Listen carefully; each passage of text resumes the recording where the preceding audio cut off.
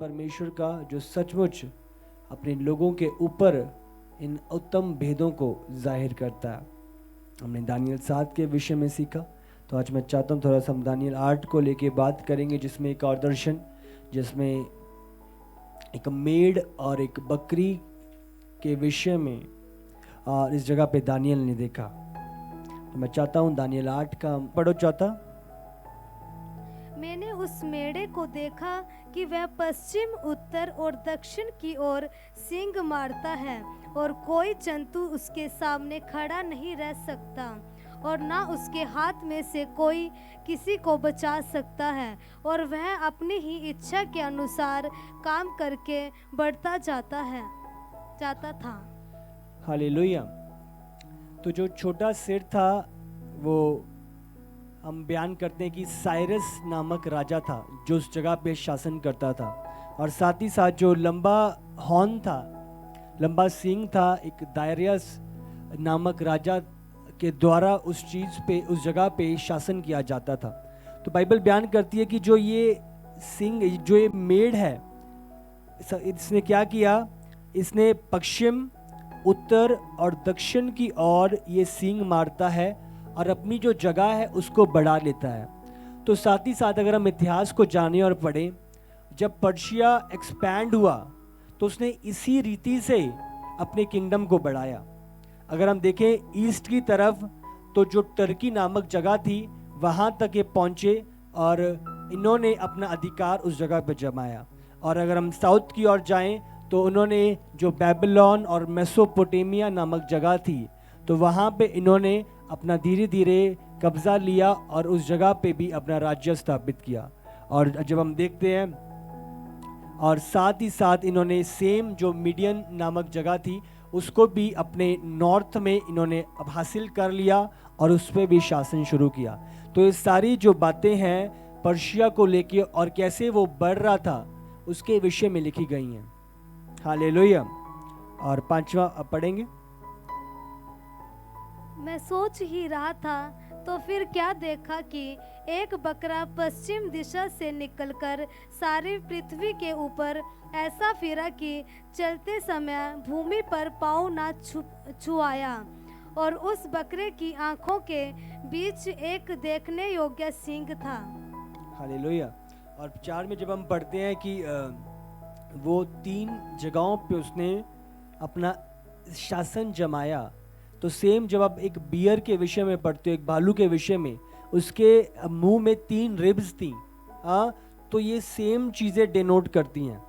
कैसे वो 3 जगहों पे शासन करेगा। 3 जगहों पे उसने वो मांस खा लिया था। और एक भूख प्यास थी पावर की। मैंने आपको जो पिछले समय पे जो टीचिंग थी उसके विषय में आपको बताया था। तो ये सेम चीज़ें लिंकअप करती हैं। और 5वां जब हम वचन पढ़ते हैं उसमें लिखा है कि एक गोट को देखा गया, और जब वो देख रहा था, आगे इसका पढ़ो 6वां वचन। वह उस 2 सींग वाले मेढ़े के पास जाकर, जिसको मैंने नदी के सामने खड़ा देखा था, उस पर जलकर अपने पूरे बल से लपका। यस, वो उस 2 सींग वाले मेढ़ के पास जाकर, तो बाइबल बताती है जो ये बकरा था इसने क्या किया, तो वो बकरा जो जिसको मैंने नदी के सामने खड़ा देखा था उस पर जलकर अपने पूरे बल से लपका। इसका मतलब एक जलन भावना कि उसकी टेरिटरी इतनी बढ़ चुकी है, तो उस बदले की भावना को लेके वो उसके ऊपर टकराया, उस अपने सींग से मारा। मैंने देखा कि मेढ़े के निकट आकर उस पर झुंझलाया और मेढ़े को मारकर उसके दोनों सींगों को तोड़ दिया। आप समझ रहे हो? इसका मतलब जो एम्पायर था, और एम्पायर के दोनों सींग कौन थे? मीडियंस और पर्शियंस, दोनों को तोड़ दिया, दोनों को खत्म कर दिया और दोनों के ऊपर अपना राज जमा लिया। ये कौन था? अलेक्जेंडर। कौन सा एम्पायर था? ग्रीक का, ग्रीस एम्पायर था, जिसने 3rd टाइम पे जो एक गोट के रूप में जिसके विषय में हम पढ़ते हैं कि आकर उस जगह पे सारा शासन स्थापित करा। हम देखते हैं उसमें भी जो 3rd एम्पायर था, जो मूर्त में भी हम देखते हैं किस रीति से वो एम्पायर ने अपने आप को स्थापित किया, और हर जगह पे पूरी जगह पे उसने अपनी टेरिटरी को जमाया। और हम जानते हैं अलेक्जेंडर राजा 300 बीसी के दौरान, बट वो बहुत जल्दी मर गया था, अराउंड 32-33, और अचानक से कोई कहता है हार्ट अटैक के द्वारा, बट वो बहुत ही एक छोटी उम्र में मर गया था। और उसके बाद हम देखते हैं 4 जनरल्स जिसके द्वारा वो सारा राज्य संभाला गया। हम पढ़ते हैं इसी में, आगे पढ़ो। मैंने देखा कि वह मेढ़े को निकट आकर उस पर झुंझलाया और मेढ़े को मारकर उसके दोनों सींगों को तोड़ डाला, और उसका सामना करने को मेढ़े का कुछ भी वंश ना चला। तब बकरे ने उसको भूमि पर गिराकर रौंद डाला, और मेढ़े को उसके हाथ से छुड़ाने वाला कोई ना मिला। तब बकरा अत्यंत बड़ाई मारने लगा, और जब बलवंत हुआ तब उसका बड़ा सींग टूट गया, और उसके बदले देखने योग्य 4 सींग निकलकर चारों दिशाओं की ओर बढ़ने लगे। हालेलुया। तो ये अलेक्जेंडर के विषय में 8वें वचन में सारा बाइबल बयान करती है। तब बकरा अत्यंत बड़ाई मारने लगा। हाँ, मैंने इतनी छोटी उम्र में सब कुछ को जीत लिया। तब उसका बड़ा सींग टूट गया। तो जो अलेक्जेंडर था, बड़ा सींग कौन? अलेक्जेंडर। और बाइबल में क्या, बहुत ही छोटी उम्र में उसको मार दिया, वो खत्म हो गया अपने आप ही हार्ट अटैक के द्वारा, जो लोग मानते हैं। और उसके बदले देखने योग्य 4 सींग निकलकर चारों दिशाओं की ओर बढ़ने लगे। तो जो 4 जनरल्स थे, मैंने आपको पहले भी बताया था, ग्रीक के टाइम पे 4 जनरल्स जो बाहर निकले। और उस दौरान भी जब हम देखते हैं जो 4 जानवरों के विषय में, जब क्रीचर्स के विषय में देखते हैं, उस दौरान भी हम देखते हैं तो 4 जनरल्स अलग अलग जगहों पे फैलने लगे। उन्होंने उस राज्य को, अलग अलग टेरिटरीज को संभालना शुरू किया। हालेलुया। तो बाइबल ये सारी फ्यूचरिस्टिक चीज़ें पहले से बयान करती है कि क्या क्या बातें घटने वाली हैं और क्या क्या चीज़ें होने वाली हैं। हालेलुया। तो बाइबल की एक एक चीज़ हम देखते हैं पूरी हुई है, हो रही है और होगी। हालेलुया। 9 पढ़ेंगे 9। फिर इनमें से एक छोटा सा सींग और निकला, जो दक्षिण पूर्व और शिरोमणि देश की ओर बहुत ही बढ़ गया। हालेलुया। तो ये सारी चीज़ें जो हैं, ये साथ ही साथ हमें बताती हैं कि प्रभु आने वाले समय पे क्या करने जा रहा है, प्रभु की इच्छा क्या है। हाँ, इस धरती पे, संसार पे क्या चीज़ें घटित होने वाली हैं और कैसे चीज़ें पूरी होंगी। हालेलुया। तो सचमुच प्रभु के डिवाइन प्लान जब आप देखते हो और कैसे वो पूरे होते हैं, ये सचमुच अद्भुत है और अलौकिक है। आमीन। तो मैं चाहता हूँ वचन निकालेंगे दानियल 7, उसका अगर हम 28 एक बारी पढ़े। इस बात का वर्णन मैं अब कर चुका, परंतु मुझ दानियल के मन में बड़ी घबराहट बनी रही और मैं भयभीत हो गया, और इस बात को मैंने अपने मन में रखे रहा। तो जो ये दर्शन दानियल ने 7 में देखा था, ये भयभीत हो गया और उसे समझ नहीं आ रहा था क्या है। तो दानियल 8 में जब हम इस बकरे और इस रैम के विषय में देखते हैं, तो प्रभु ने एक रीति से उसको वो मतलब समझाया जो बातें उसने पहले उस दर्शन में देखी। हालेलुया। तो दानियल 8 में ये सारी चीज़ें उसने जाहिर करी। और इसके बाद 70 साल के बारे में, जिसके बारे में हम आगे देखेंगे, बट ये सारी चीज़ें ताकि दानियल को जो चीज़ें बताई गई हैं वो किस रीति से पूरा होने वाली हैं और पूरा होंगी। हालेलुया। दानियल 10, उसका अगर हम 2 और 3 पढ़ें। इन दिनों में दानियल 3 सप्ताह तक शौक करता रहा। उन 3 सप्ताहों के पूरे होने तक मैंने ना तो स्वादिष्ट भोजन किया और ना मांस या दाखमधु अपने मुंह में रखा, और ना अपनी देह में कुछ तेल लगाया। हालेलुया। तो इस दौरान जब वचन 1 में पढ़ते हैं, जब 3रा साल जो राजा फारस देश के राजा खुसरू, जो साइरस नामक व्यक्ति था, तो उस दौरान एक फेवर था प्रभु का, और उसने यरूशलेम के लोगों को वापस जाने दिया। जो इजरायली थे, प्रभु के लोग थे, वापस अपने देश में जाने को बोला। और उस दौरान दानियल उस बेबीलोन में था, और उस समय पे दानियल बोल रहा है कि मैं प्रार्थना में था। 3 हफ्ते के लिए घुटनों पे, बाइबल में लिखा है उसने कुछ नहीं खाया, कोई स्वादिष्ट नहीं, वो शोक कर रहा था और प्रभु से रिजल्ट को मांग रहा था। और अगर हम दानियल 10 का अगर आप 1 पढ़ो। फारस देश के राजा कुसरू के राज्य के 3रे वर्ष में दानियल पर, जो बेल्तशस्सर भी कहलाता है, एक बात प्रकट की गई। वह बात सच थी कि बड़ा युद्ध होगा। उसने इस बात को जान लिया और उसको यह देखी हुई बात समझ आ गई। हालेलुया। वह बात सच थी कि बड़ा युद्ध होगा। उसने इस बात को जान लिया और उसको ये देखी हुई बात समझ आ गई। हालेलुया।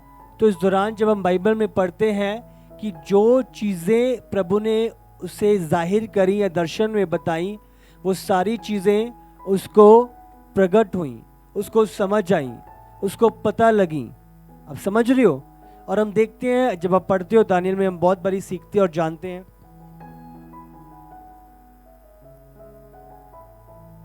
जब हम देखते हैं दानियल के विषय में कि वो 21 दिन प्रार्थना कर रहा था, 21 दिन लौलीन था, और एक दूत उसके पास आता है और उसे बोलता है, दानियल तेरी प्रार्थना पहले दिन ही कबूल कर ली गई थी, हाँ, बट जो प्रिंस ऑफ पर्शिया था वो हमें रोके हुए था, वो मुझे आने नहीं दे रहा था।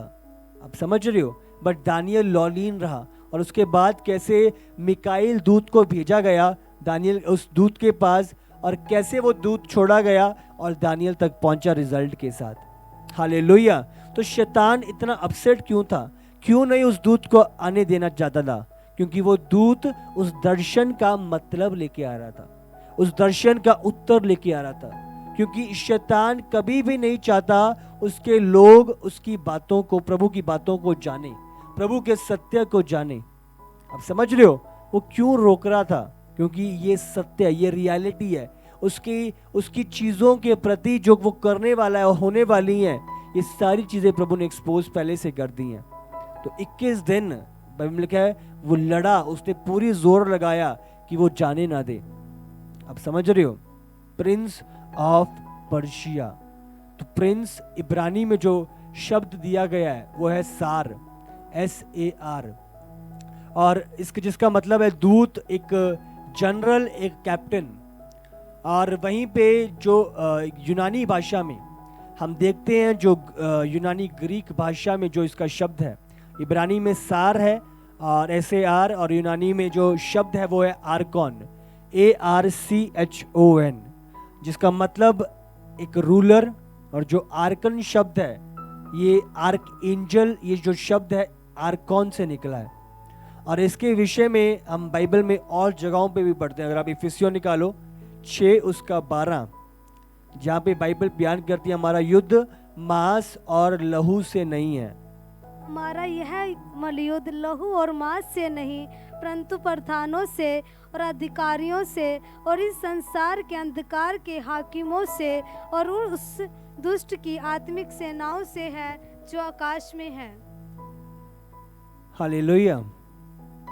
तो जहाँ पे जो वचन आ रहा है प्रधानों से है, तो ये सेम शब्द है। अब समझ लो, जो मैंने आपसे बात करी थी आर्कॉन, जिसका मतलब एक रूलर जो शासन करने वाला है। तो ये शब्द जो आर्कॉन है, तो ये बाइबल कहती है उस रूलर ने उस दानियल के आंसर वाले दूत से फाइट किया 21 दिन कि वो आंसर ना आए। अब समझ रहे हो? वो तो नहीं खड़ा रहा। क्यों?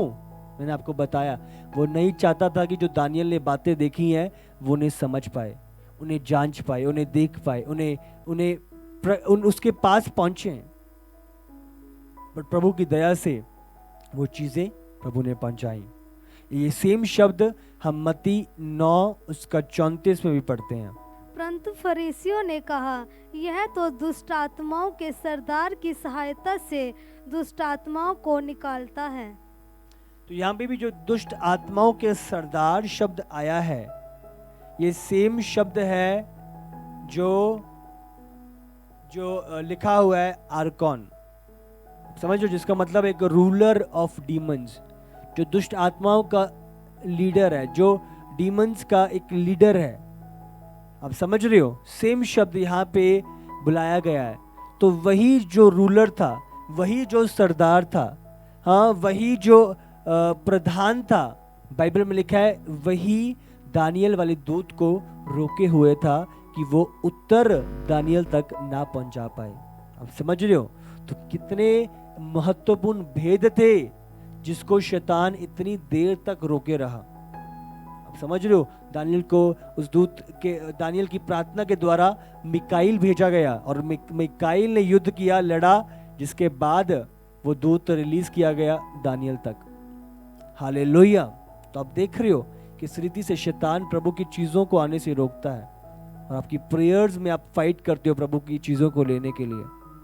आमीन। प्रेयर एक फाइट है, जैसे 6:18 में हम पढ़ते हैं, हर समय और हर प्रकार से आत्मा में प्रार्थना और विनती करते रहो, इसीलिए जागते रहो कि सब पवित्र लोगों के लिए लगातार विनती करो। हालेलुया। तो हमारा मकसद है प्रार्थना करना। दानियल जब प्रार्थना करता गया, बाइबल कहती है उसका उत्तर उस तक पहुंच गया। प्रार्थना में हमारा उत्तर है। हालेलुया। दानियल 10 उसका 7। उसको केवल मुझ दानियल ही ने देखा, और मेरे संगी मनुष्य को उसका कुछ भी दर्शन ना हुआ, परंतु वे बहुत ही थरथराने लगे और छिपने के लिए हालेलुया।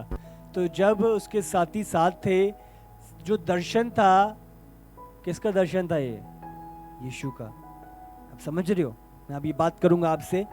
तो बाइबल में लिखा है जब ये दर्शन आया, किसी को कुछ नहीं दिखाई दिया, जो उसके साथी थे उनको कुछ नहीं दिखाई दिया, सिर्फ दानियल को दिखाई दिया।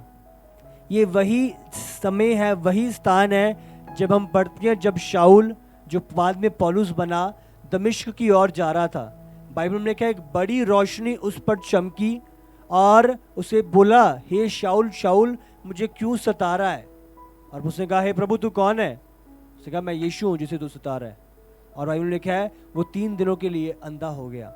तो वो एक रोशनी थी जो उसको दिखाई दी, उसको आवाज सुनाई दी, और बाकी सिर्फ डर गए, थरथरा गए उस चीज को, उस दृश्य को सुनकर। हालेलुया। तो ये सेम इंसिडेंट यहाँ पे हम देखते हैं दानियल में, कि उसको बताया गया, बाकी सब जन उस आवाज को, उस थंडर को सुनकर थरथरा गए। हालेलुया। तो यहाँ पे दानियल ने यीशु को देखा, यीशु के दृश्य को देखा। और ये जो दृश्य है, ये सेम दृश्य हम प्रकाशित वाक्य में देखते हैं, जो यूहन्ना डिस्क्राइब करता है, यूहन्ना जाहिर करता है, बताता है कि यीशु की जो अपीयरेंस थी, यीशु का जो दिखाई देना था, वो कैसे था। हालेलुया।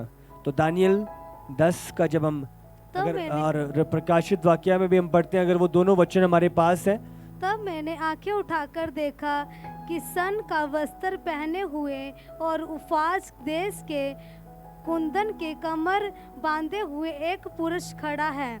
उसका शरीर फिरोजा के समान, उसका मुख बिजली के समान, उसकी आंखें जलते हुए दीपक की सी, उसकी बाहें और पांव चमकाए हुए पीतल के से, और उसके वचनों का शब्द भीड़ों के शब्द का सा था। हालेलुया। अपने सेम प्रकाशित वाक्य 1 का 13 से 15 पढ़ेंगे। और उन दीवटों के बीच में मनुष्य के पुत्र सदृश एक पुरुष को देखा, जो पांव तक का वस्त्र पहने और छाती पर सोने का पटकुआ बांधे हुए था। उसके सिर और बाल सफेद ऊन वर्ण पाले के समान उज्जवल थे, और उसकी आंखें आग की सी ज्वाला के समान थी। उसके पांव उत्तम पीतल के समान थे, जो मानो भट्टी में तपाया गया हो, और उसका शब्द बहुत जल के शब्द के समान था। हालेलुया। तो इस जगह पे आप देखते हो कैसे सेम दर्शन इतने हजारों साल पहले दानियल ने देखा, उसके बाद सेम दर्शन यूहन्ना ने प्रकाशित वाक्य में जब प्रकाशित वाक्य जाहिर हुआ प्रभु का देखा, भीड़ के शब्द का सा था उसके वचन, और बाइबल में यहाँ पे लिखा है उसके शब्द जल का शब्द के समान था, और उसके पांव चमकाए हुए पीतल के से थे, और ये सेम उसके जो पांव उत्तम पीतल के समान थे, जो मानो भट्टी में तपाया गया हो। बाइबल में क्या, उसकी आंखें आग की ज्वाला के समान थी। इधर जब हम पढ़ते हैं उसकी आंखें जलते हुए दीपक की सी थी, उसका मुख बाइबल कहती है बिजली के समान था। और सेम चीज़ें हम इस दौरान इस जगह पे पढ़ते हैं, उसके सिर और बाल श्वेत ऊन वर्ण पाले के समान उज्जवल थे, उसका शरीर फिरोजा के समान था। तो ये सेम चीज़ें आप देखते हो, छाती पर सोने का पटुका बांधे हुए, सेम उस जगह पे आप देखते हो कमर पे वो हर उसके कमर पे वो कुंदन से कमर बांधे हुए है। तो ये सारी चीज़ें आप देख रहे हो किस रीति से एक व्यक्ति दानियल उस इतने टाइम पहले, और सेम बातें हम देखते हैं प्रकाशित वाक्य में यूहन्ना बपतिस्मा दाता जाहिर करता है। हालेलुया। तो ये सारी चीज़ें दृश्य है जो दानियल ने देखा, और दानियल को वो चीज़ें जाहिर करी गई और बताई गई। हालेलुया। सचमुच प्रभु महान है। अब पढ़ेंगे दानियल 10 उसका 12 और 13। फिर उसने मुझसे कहा, हे दानियल मत डर, क्योंकि पहले ही दिन को जब तूने समझने बूझने के लिए मन लगाया और अपने परमेश्वर के सामने अपने को दीन किया, उसी दिन तेरे वचन सुने गए और मैं तेरे वचनों के कारण आ गया हूँ। फारस के राजा का प्रधान 21 दिन तक मेरा सामना किए रहा, परंतु मिकाइल जो मुख्य प्रधानों में से है वह मेरी सहायता के लिए आया, इसलिए मैं फारस के राजाओं के पास रहा।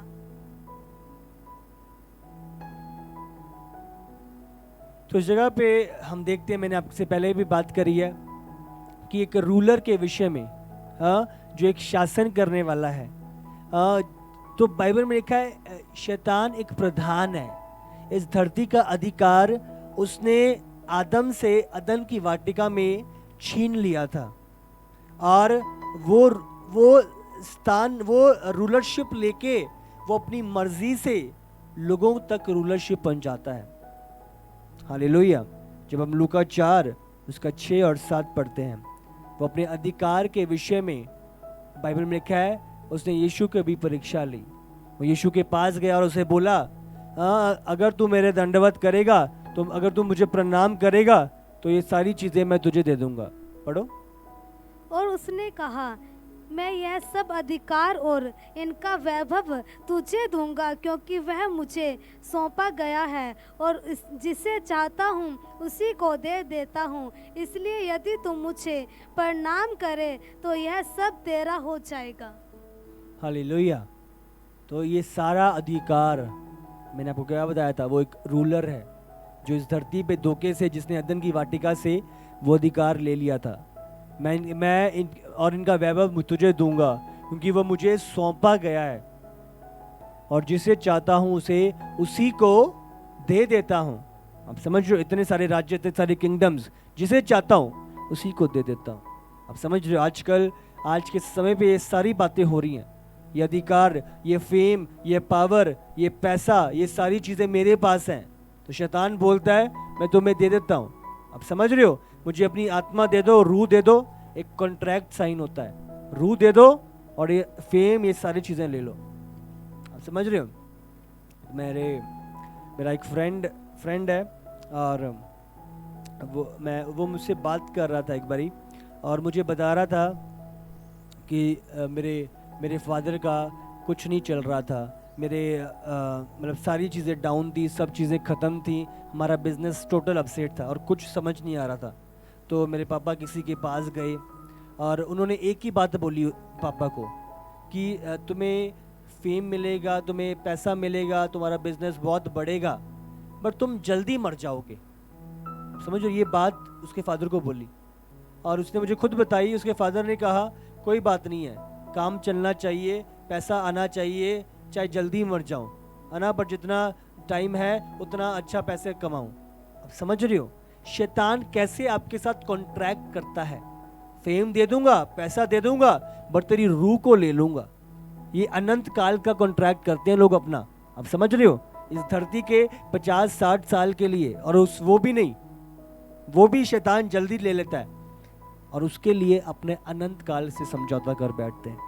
हम देख रहे हो इतने जो इलाइट ये ग्रुप्स है, यही चीजें चल रही हैं। और उस दौरान भी ये रूलरशिप शैतान के पास है, जिसे चाहे उसे दे देता है। तो जब एक समय आएगा एंटी क्राइस्ट का, बाइबल में लिखा है वो अपना अधिकार, वो अपनी रूलरशिप एंटी क्राइस्ट को दे देगा।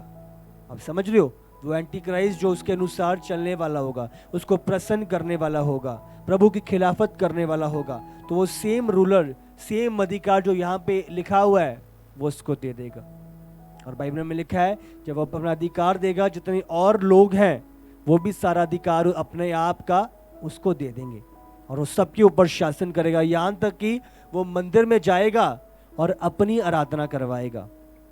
इतना कठोर और इतना अनहोना, इतनी बड़ी एबोमिनेशन होएगी उस दौरान प्रभु के घर, प्रभु के पवित्र स्थान पे।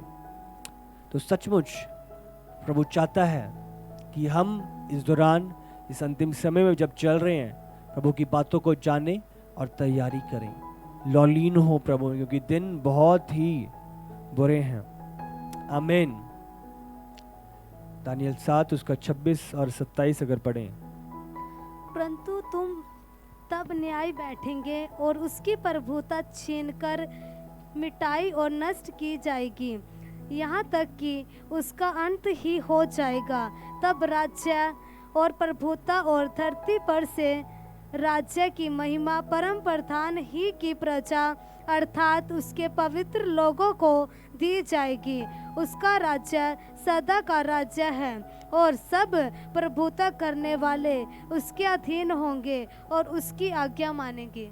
हालेलुया। तो जो 7 सील्स हैं, जब 7 साल का राज्य होएगा, एक टाइम है, एक टाइम लिमिट है, फ्रेम है जो उसको दिया गया है। अब समझ लो 7 सील बाइबल में लिखा है वो खोली जाएंगी और एक टाइम आएगा जब 7 साल पूरे होंगे, यीशु का आगमन इस धरती पे पूरा होगा। यीशु का आगमन इस धरती पे होगा। और बाइबल में लिखा है, तो इस वचन में जब पढ़ते हैं, परंतु जब न्यायी बैठेगा और उसकी प्रभुता छीनकर मिटाई और नष्ट की जाएगी। आप समझ रहे हो, वो उसका जो रूलरशिप है, उसकी जो अथॉरिटी है, अधिकार है, प्रभुता है, वो सारी चीजें छीनी जाएंगी। आज जो डेवल बोल रहा है मैं कि जिसे चाहे दे सकता हूं, बट वो चीजें रहने नहीं वाली। वो चीजें छीनी जाएंगी, मिटाई जाएंगी, नष्ट की जाएंगी, यहां तक कि उसका अंत ही हो जाएगा, खत्म हो जाएगा सब। तब राज्य और प्रभुता और धरती पर के राज्य की महिमा परम प्रधान ही की प्रजा अर्थात उसके पवित्र लोगों को दी जाएगी। उसका राज्य सदा का राज्य है और सब प्रभुता करने वाला उसके अधीन होंगे और उसकी आज्ञा मानेंगे। हालेलुया। तो सचमुच क्या ही सुहावना वो समय होगा। तो ये जो शैतान का राज्य है, ये रूलरशिप है, ये एक समय की, एक टाइम की है।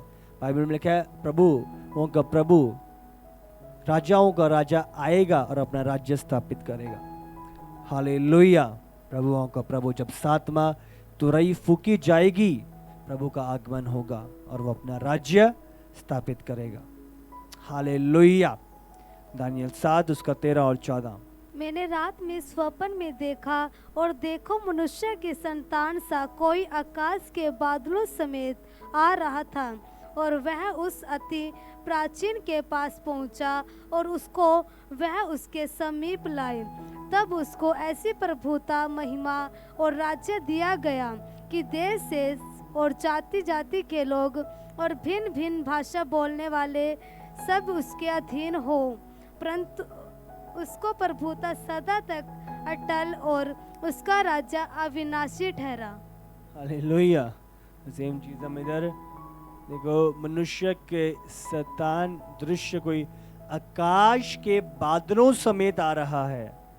ये सेम बातें रेवलेशन 1 के 7-8 में भी पढ़ते हैं। बादलों के साथ यीशु आ रहा है और वह उस अति प्राचीन के पास पहुंचा। आप देख रहे हो, मैं आपको क्यों बता रहा हूं, अब देखो कि कैसे दानियल और प्रकाशित वाक्य साथ साथ चलते हैं। ये दोनों अंतिम समय की किताबें हैं और उसको वे उसके समीप लाए। तब उसको ऐसी प्रभुता, महिमा और राज्य दिया गया कि देश, दृश्य और जाति जाति के लोग और भिन्न भिन्न भाषा बोलने वाले सब उसके अधीन हो। और उसकी प्रभुता सदा तक अटल और उसका राज्य अविनाशी ठहरा। हालेलुया। उसका राज्य सदा का होगा। एंटी क्राइस्ट का राज्य एक टाइम फ्रेम के लिए होएगा, वो नाश हो जाएगा, खत्म हो जाएगा, टूट जाएगा, छीन लिया जाएगा। पर प्रभु का राज्य, उसकी प्रभुता सदा तक अटल और उसका राज्य अविनाशी ठहरेगा। जो प्रभु का राज्य है उसको कोई विनाश नहीं कर पाएगा, उसके ऊपर कोई कुछ नहीं कर पाएगा। हालेलुया। आप और मैं अविनाशी राज्य के वारिस हैं। आप और मैं उस अटल राज्य के वारिस हैं। आप और मैं सचमुच जो प्रभु का है उसके वारिस हैं। आमीन। कुलुसियों 2 उसका 13 और 14। उसने तुम्हें भी जो अपने अपराधों और अपने शरीर की खतना रहित दशा में मुर्दे थे उसके साथ जिलाया और हमारे सब अपराधों को क्षमा किया और विधियों का वह लेख जो हमारे नाम पर और हमारे विरोध में था मिटा डाला और उसे क्रूस पर कीलों से जड़कर सामने से हटा दिया है। हालेलुया।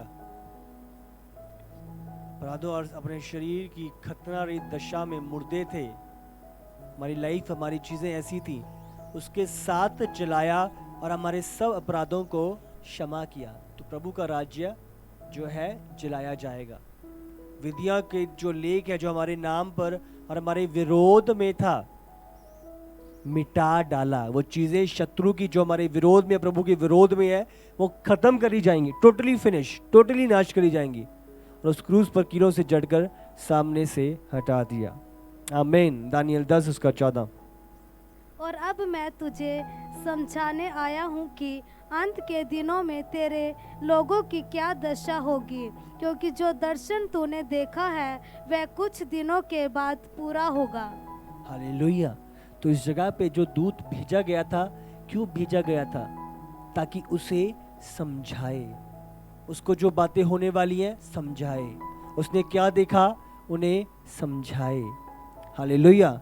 आमोस 3 के 7 में हम पढ़ते हैं, प्रभु कभी भी कुछ भी इस धरती पे नहीं करता बिना अपने भविष्यवक्ताओं को बताए, और शैतान दुष्ट इस बात को जानता है और इसीलिए वो लोगों को, मनुष्य को, पुरुषों को प्रभु की बातों से को पाने से रोकता है। हालेलुया। प्रभु ने जो करना है वो दानियल पे जाहिर कर रहा था, आप देख रहे हो। और शैतान क्या कर रहा है? उस दूत को रोक रहा है जो दानियल को वो प्रभु की बातें, प्रभु की बातों का मतलब समझाने के लिए प्रभु के द्वारा भेजा गया है। हालेलुया। ये दुष्ट का अटैक है। वो जानता है मैंने रोक लूं, मैंने जाने ना दूं, ये बातें उन लोगों तक पहुंचने ना दूं। जब दानियल अड़ा रहा, लौलीन रहा, वो उत्तर आया। हालेलुया। इसीलिए हमें क्यों लौलीन रहना है? क्योंकि हम एक स्पिरिचुअल फाइट में हैं। शैतान नहीं चाहता चीजों को करना। आपका लौलीन रहना आप तक प्रभु का उत्तर पहुंचाएगा। हालेलुया। तो बने रहो प्रभु की प्रेजेंस में, लौलीन रहो। आमीन। 10 का 21 दानियल। जो कुछ सच्ची बातों से भरी हुई पुस्तकों में लिखा है वह मैं तुझे बताता हूँ। उन प्रधानों के विरुद्ध तुम्हारे प्रधान मिकाइल को छोड़ मेरे संग स्थिर रहने वाला और कोई भी ना है। हालेलुया। जो कुछ सच्ची बातों से भरी हुई पुस्तक में लिखा हुआ है, ये जो बातें हैं ये सच्ची बातें हैं, सच्ची बातें से भरी हुई पुस्तक में लिखा हुआ है। और मैं तुझे बताता हूं कि उन प्रधानों के विरुद्ध तुम्हारे प्रधान मिकाइल को छोड़ मेरे संग स्थिर रहने वाला और कोई भी नहीं रहा। हालेलुया। तो उसकी बातें सच्ची हैं और वो सच्ची बातें क्या करता है? अपने लोगों को प्रकट करता है, अपने लोगों के ऊपर जाहिर करता है। भजन संहिता 139 उसका 16 हम देखते हैं प्रभु की योजनाएं जो प्रभु ने ठहराई हुई हैं, प्रभु की अलौकिक बातें जो आपके लिए प्रभु ने ठहराई हुई हैं। तेरी आंखों में ने मेरे बेडौल तत्व को देखा और मेरे सब अंग जो दिन दिन बनते जाते थे वे रचे जाने से पहले तेरी पुस्तक में लिखे हुए थे। हालेलुया। तो क्या होने वाला है प्रभु पहले से जानता है और उन चीज़ों को पहले से जाहिर करता है। अंतिम समय जो हम अभी देख रहे हैं या देखा भी नहीं है, और वो उनको पहले ही दानियल की पुस्तक में हजारों साल पहले लिख दिया था। हालेलुया। ये प्रभु है और ये प्रभु की बातें हैं। आमीन। शैतान नहीं चाहता प्रभु की बातों को हम तक पहुंचना, बट इफिसियों 6 उसका 18 जैसे हमने पढ़ा, प्रार्थना में लौलीन रहो, प्रार्थना में लगे रहो, प्रार्थना में बढ़ते जाओ, स्थिर रहो, अड़े और खड़े रहो, ताकि प्रभु अपनी बातों को आप पर जाहिर कर सके। हर समय और हर प्रकार से आत्मा में प्रार्थना और विनती करते रहो, और इसीलिए जागते रहो कि सब पवित्र लोगों के लिए लगातार विनती किया करो। आमीन। प्रार्थना करनी है इन चीज़ों के लिए, अपने अगुओं के लिए, पवित्र लोगों के लिए। आप समझ रहे हो, आज आपके अगुए आप तक एक गहरे भेद पहुंचा रहे हैं, अपने अपने अगुओं के लिए हाँ प्रार्थना करनी है। हाँ, प्रभु के दास जो प्रभु आपकी लाइफ के लिए प्रभु ने ठहराए हैं, प्रार्थना करनी है, ताकि प्रभु सचमुच अपने और गहरे भेद जाहिर करे और प्रकाशन जाहिर करे, ताकि कलीसिया उन चीज़ों को पाकर दृढ़ हो सके और तैयार हो सके। हालेलुया। सब पवित्र लोगों के लिए लगातार विनती किया करो। रोज अपने प्रार्थना करनी है अपने अगुओं के लिए, प्रभु के दासों के लिए।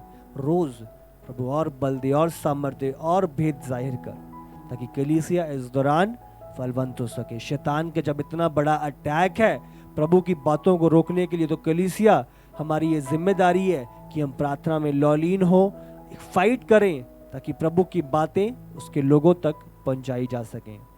आमीन। तो सचमुच प्रभु को धन्यवाद हो कि दिन प्रतिदिन प्रभु आपको उसकी उन गहरे भेदों में, गहरी बातों में बढ़ा रहा है। आज हमने देखा स्टार्टिंग में गोट और वो रैम के विषय में, कैसे गोट ने उसको मार गिराया और अपना शासन जाहिर किया, और कैसे वो 4 जो जनरल्स थे अलेक्जेंडर के बाहर निकले। और साथ ही साथ हमने दानियल के विषय में जब हमने पढ़ा और देखा कैसे दानियल को समझाने के लिए वो दूत को भेजा गया। हालेलुया। तो ये सारी बातें इसीलिए जो, जैसा कि मैं हर बार बोलता हूँ कि कलीसिया आप लोग तैयार हो, लौलीन हो। हम अभी जो समय चल रहा है इसको मजाक में ना लें, ठट्ठों में ना लें, हम सीरियस हो, गंभीर हो। दुष्ट लोगों की संगति छोड़ो और प्रभु में लौलीन हो जाओ। ठंडे लोगों की संगति छोड़ के सरगर्म लोगों के साथ लौलीन हो जाओ। दुष्ट कभी भी ना आप बढ़ता है ना दूसरों को बढ़ने देता है। आपने प्रभु को थामे होकर, पकड़े रहकर आपने लौलीन होकर बढ़ना है। हालेलुया। और मैं बिलीव कर रहा हूँ कि प्रभु आपको उन गहरे भेदों में बढ़ा रहा है। दिन और प्रतिदिन आप बढ़ रहे हो, आप बढ़ रहे हो। आमीन।